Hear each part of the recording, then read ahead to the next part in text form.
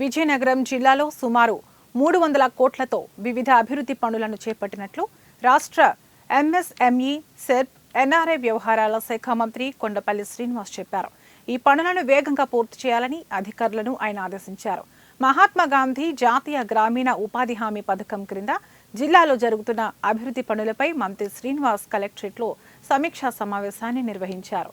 డ్వామా, రాజీవ్ విద్యా machine, RWS, irrigation తదితర శాఖల వారీగా పనులను, ఇసుక సరఫరా బిల్లుల చెల్లింపు తదితర అంశాలపై సమీక్షించారు.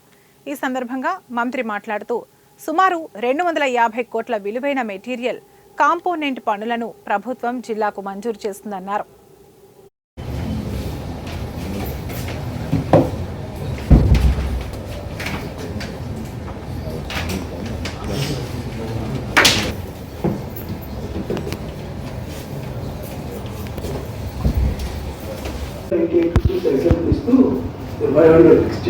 అదే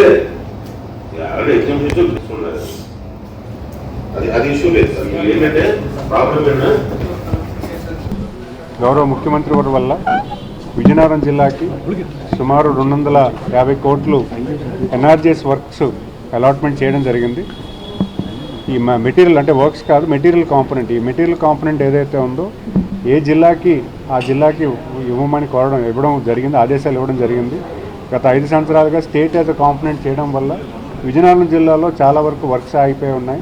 ఈరోజు ఈ డెసిషన్ వల్ల విజయనగరం జిల్లాకి ఏదైతే మెటీరియల్ కాంపోనెంట్ ఉందో సుమారు 250 కోట్లు డెవలప్మెంట్ వర్క్స్కి ఏదైతే వర్క్ కాంపోనెంట్ ఉందో అది పూర్తి స్థాయిలో రావడం, ప్రతి కాన్స్టిట్యున్సీలో కూడా ఈరోజు గ్రామీణ ప్రాంతాల్లో డ్రైనేజ్ సిస్టమ్ కానీ, రోడ్స్ కానీ, లేకపోతే ఈ క్యాటిల్ షెడ్స్ కానీ, లేకపోతే ఈ బరేల్ షెడ్స్ కానీ ఇవన్నీ కూడా చేసుకునే అవకాశం వచ్చింది. ఈరోజు దాని తాలూకు రివ్యూ మీటింగ్ పెట్టుకున్నాం. ఈ రివ్యూ మీటింగ్లో ఎంతవరకు మనం శాంక్షన్ చేయించుకున్నాం